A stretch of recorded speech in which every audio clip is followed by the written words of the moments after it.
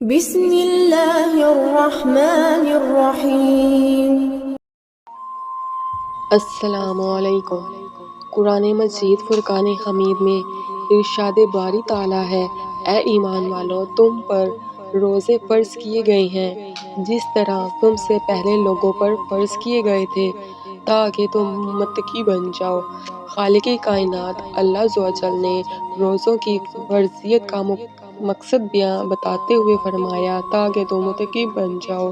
رمضان المبارک کے اشرۂ مغفرت کا آغاز ہو چکا ہے، جو کہ اپنے اندر پہلے سے زیادہ اجر و ثواب سموئے ہوئے ہے۔ رمضان المبارک وہ مہینہ ہے کہ جس میں نفل نماز کا ثواب فرض کے برابر اور فرض کا ثواب 70 گنا تک بڑھا دیا جاتا ہے۔ نہ جانے آئندہ سال اس ماہ مبارک کے ایام ہمیں نصیب ہوں یا نہ ہوں۔ ہمیں ان ایام میں زیادہ سے زیادہ عبادت اور توبہ و استغفار کرنا چاہیے۔ خوش قسمت ہیں وہ لوگ جو اس ماہ میں زیادہ سے زیادہ نیکیاں سمیٹ کر اللہ رب العزت کی رضا اور خوشنودی حاصل کرنے میں کامیاب و کامران ہو رہے ہیں۔ حضرت موسیٰ کلیم اللہ، اللہ رب الجلال سے ہم کلام ہوئے۔ زمان و مکان اور راز و نیاز کی باتیں ہوتی۔ ایک دن حضرت موسیٰ علیہ السلام نے اپنے خالق سے سوال کیا کہ اس وقت کائنات میں واحد بندہ ہوں جسے آپ سے بات کرنے کا شرف حاصل ہے، بتائیے یہ اعزاز کسی اور کو بھی نصیب ہوگا؟ خالق کائنات نے ارشاد فرمایا، اے موسیٰ، اس دنیا میں ایک ایسی بھی امت آنے والی ہے جب میرے اور ان بندوں کے درمیان کوئی پردہ حائل نہیں ہوگا۔ حضرت موسیٰ علیہ السلام حیران ہوئے، باری تعالیٰ وہ کیسے؟ اللہ تعالیٰ نے فرمایا، یاد رکھ موسیٰ، تیرے اور میرے درمیان کلام اور ملاقات کی صورت بے شمار پردے حائل ہیں، جبکہ آمد امت کے ساتھ یہ معاملہ ہرگز نہیں ہوگا۔ اس پر موسیٰ علیہ السلام کی حیرت میں مزید اضافہ ہو گیا۔ انہوں نے عرض کیا، کائنات کے مالک، بتائیے وہ کون سے خوش نصیب ہوں گے؟ اللہ تعالیٰ نے ارشاد فرمایا، وہ امت محمدی ہوگی۔ ان میں سے وہ لوگ جو ماہ رمضان کے ایام پا کر صرف میری رضا و خوشنودی کے لیے روزے رکھیں گے اور پھر وقت افطار نڈال جسم، خشک زبان اور منہ کی مہک کے ساتھ جو دعائیں مانگیں گے میں قبول کروں گا، کیونکہ اس لمحے ان کے اور میرے درمیان کوئی پردہ، کوئی فاصلہ نہ ہوگا۔ روزے دار کے متعلق اللہ تعالیٰ کا ارشاد ہے کہ روزہ خاص میرے لیے ہے اور میں ہی جس طرح چاہوں گا اس کا اجر و ثواب دوں گا۔ میرا بندہ میری رضا کے واسطے اپنی خواہش نفس اور اپنا کھانا پینا چھوڑ دیتا ہے، بس میں خود ہی اپنی مرضی کے مطابق اس کی اس قربانی اور نفس کشی کا صلہ دوں گا۔ روزہ دار کے لیے دو مسرتیں ہیں، ایک افطار کے وقت اور دوسری اپنے مالک الملک کی بارگاہ میں حاضری اور شرف ملاقات کے وقت۔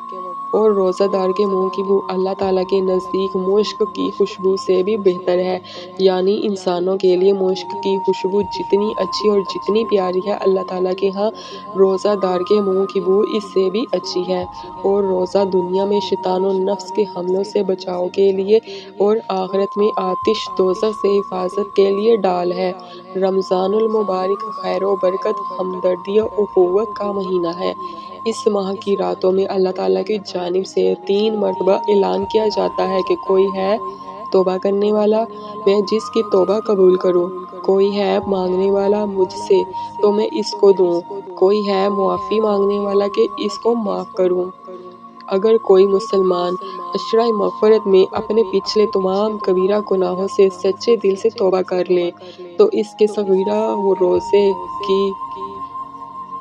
صغیرہ گناہ روزے کی برکت سے معاف فرما دیے جاتے ہیں، اور وہ شخص گناہوں سے ایسا پاک ہو جاتا ہے جیسے اس کی ماں نے اسے ابھی جنم دیا ہو۔ بلا شبہ جس کسی کو اللہ تعالیٰ کی مغفرت مل گئی، اسے سب کچھ مل گیا۔ حق تعالیٰ شانہ تو اپنے بندوں کو معاف کرنے کے بہانے ڈھونڈتے ہیں۔ جس کسی بندے سے کوئی گناہ سرزد ہو جائے تو اللہ تعالیٰ کی جانب سے اسے مہلت دی جاتی ہے کہ شاید اب بھی یہ معافی مانگ لے، شاید اب بھی یہ میری طرف رجوع کر لے۔ حدیث مبارکہ ہے کہ جب بندہ کوئی گناہ کرتا ہے تو آسمان اللہ تعالیٰ سے عرض کرتا ہے، اے اللہ، تو مجھے اجازت دے کہ میں اس پر ٹوٹ پڑوں۔